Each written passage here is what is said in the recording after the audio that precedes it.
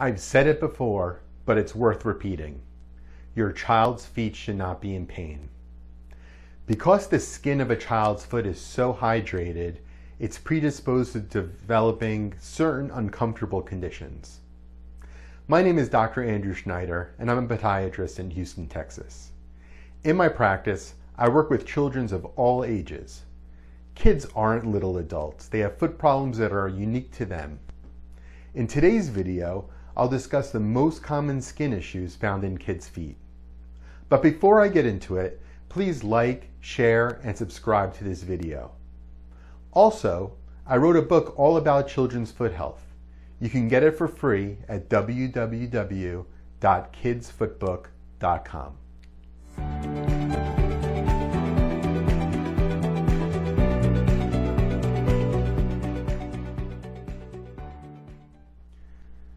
We all love our kids, but let's face it, they're not the cleanest creatures in the world, and especially when it comes to their feet. They walk barefoot around the house, many walk barefoot outside, around the pool deck, at water parks, and it predisposes them to developing certain skin conditions. The first one I'd like to talk about today is athlete's foot. Athlete's foot is very commonly seen in children and is known as tinea pedis. This fungus is normal flora on the feet and in shoes.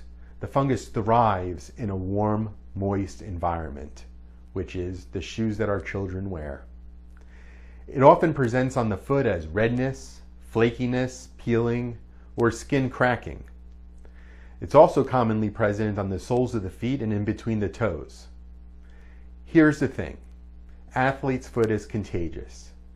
Damp areas help to spread it, so you can get it from locker rooms and pool decks. You can even spread it in your own bathroom.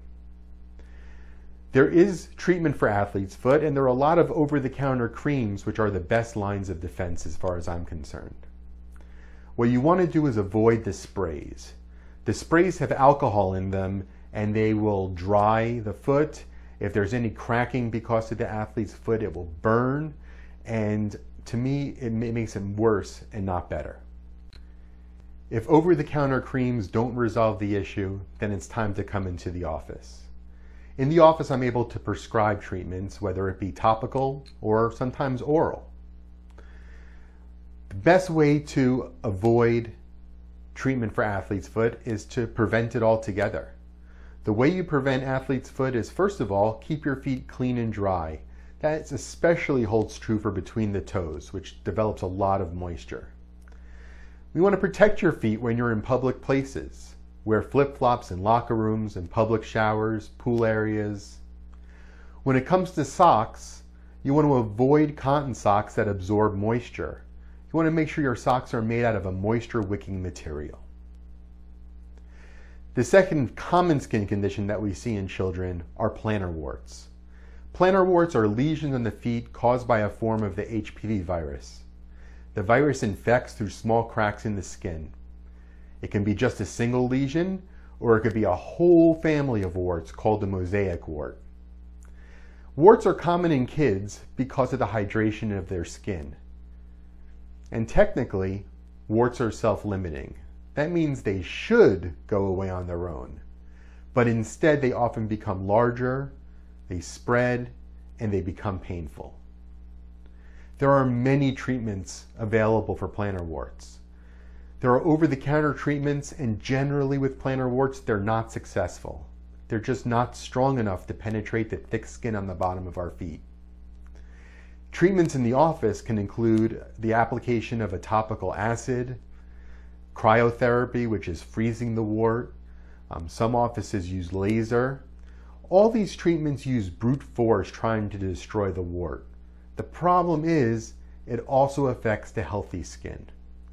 That's why in my office, we now use a treatment called Swift microwave therapy. It is a totally different approach to treat the wart.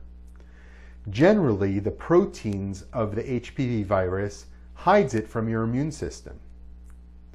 The low-dose microwave energy of the Swift system exposes the virus to your immune system, and that allows it to recognize the virus and fight it. Studies show that less than 1% of warts come back after the Swift treatment. Another very common condition that we see in kids are ingrown toenails.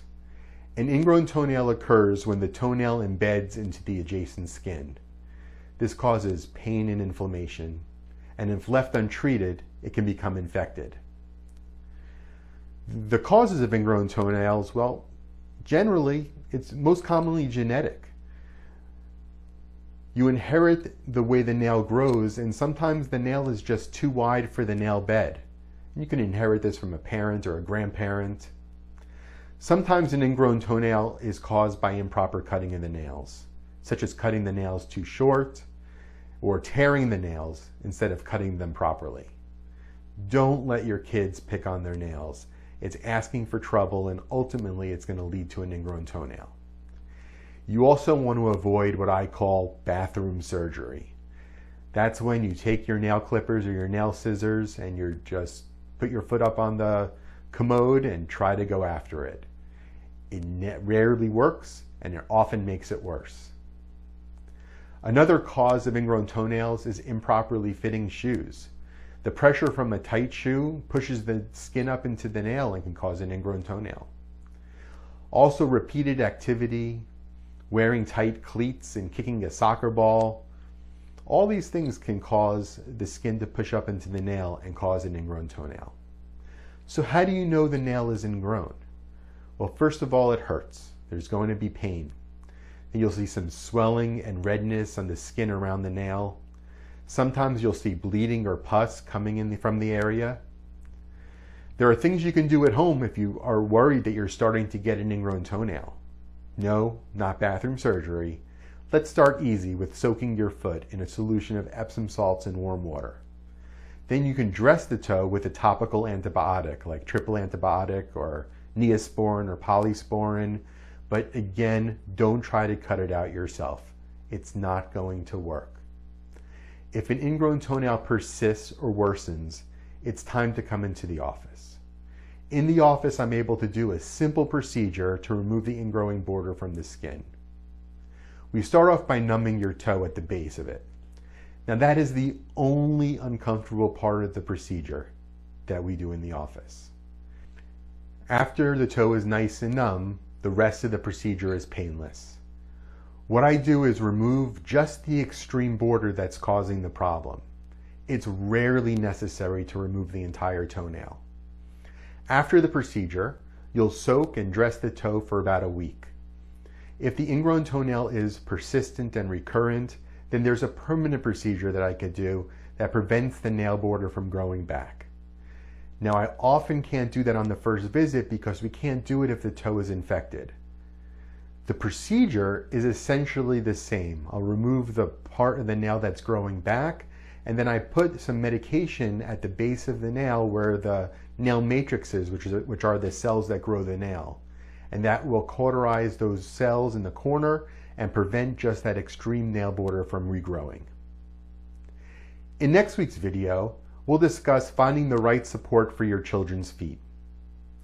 Please take a moment to like, comment, subscribe, and share on social media to help others find the information they need.